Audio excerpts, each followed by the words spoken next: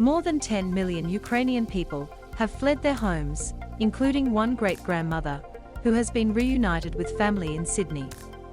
The 91-year-old's granddaughter launched the rescue mission from the other side of the world in the suburb of Northmead. As Russian tanks and troops rolled into Ukraine, Anya Hollik was on the phone with family from inside her Kyiv apartment. A great-grandmother, who has been reunited with family in Sydney. The great-grandmother, who has lived through World War II, Stalin's famine and the Chernobyl disaster, was confident she could wait out Russia's invasion too. Granddaughter Karina White said her grandmother tried to keep the family's spirits up by saying that she was okay, and in her old age she can't hear what's going on anyway. But as the fighting drew closer, her stoicism shattered. "I called her and she said to me, 'You've got to come and get me,'" Ms. White said. Toll rises to 52 in Ukraine train station strike. As the fighting drew closer in Ukraine, Ms. Hollik's stoicism shattered. "I said, 'Okay, I'll come and get you,' and she said, 'But I think you're going to get me in an urn.'" Karina's grandmother was left hiding in her bathroom, with the door locked after neighbors and friends abandoned the capital. Ms. Hollik watched through her window as her neighbors left one by one, and she was very scared and terrified. Ms. White launched a rescue mission, where she contacted more than 70 agencies and pleaded for someone to save her grandma. Man who nearly after falling on Sydney train tracks arrested in hospital.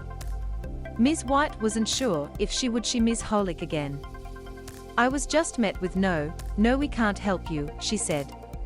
Ms. White even contacted media teams in Kyiv, including 9 News.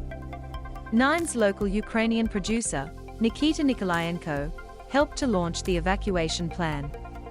"I wanted to do something good for somebody and I saw an opportunity to help the person who really needs some help," Nikolayenko said. Ms. Hollik was escorted from her home of 65 years to board a train to the safety of Lviv, but that evacuation was cut short when Ukrainian soldiers suddenly blocked the bridge. A second rescue attempt failed too when Anya's train was cancelled. Pandemonium ensued on the platform of Kyiv's main train station.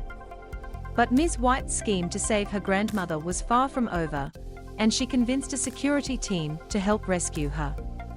The former Special Forces operatives didn't want to be identified, but sent videos to the family, as Ms. Hollik safely crossed the border into Poland with a health check from paramedics. Ms. Hollik was finally on her way to Sydney after her Australian tourist visa was approved. "It was a great relief," Ms. White said. "You go from thinking that you might never see her again to then having her in front of you. But I knew it was going to be possible. I knew I could do it."